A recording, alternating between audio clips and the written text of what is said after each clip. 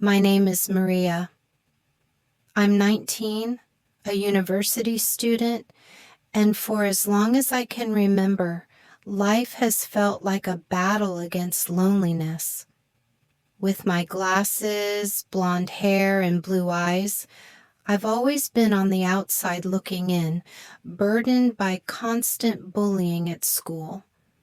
I have no friends, and the isolation has left deep, invisible wounds. I felt utterly unwanted. Everything changed when my mother married Mark. Suddenly, our life was filled with a wealth I couldn't comprehend. Lavish trips, expensive furniture, a world I never knew. The first time I met him, his gaze landed on me in a way no one else has ever had.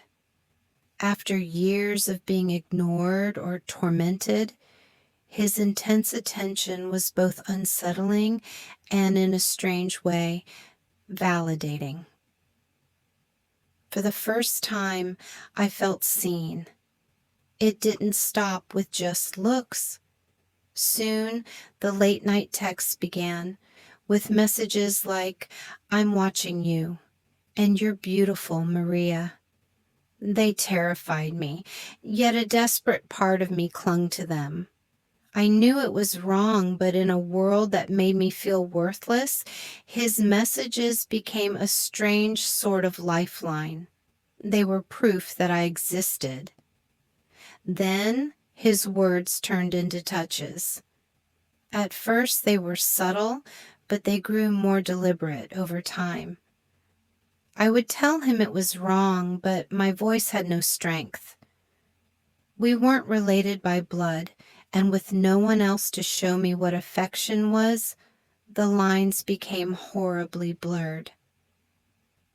A twisted part of me mistook his attention for safety, his touch for acceptance. I was so lost, caught between repulsion and a desperate need to feel wanted.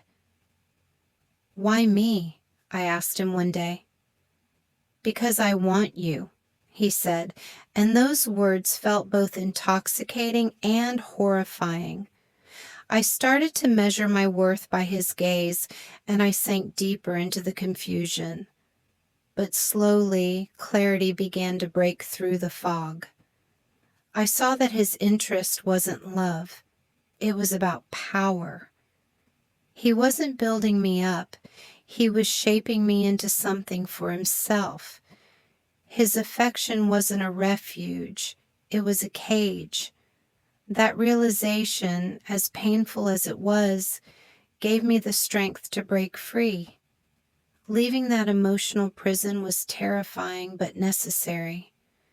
The memories of his gaze and his manipulation still linger, but I am rebuilding myself, piece by piece.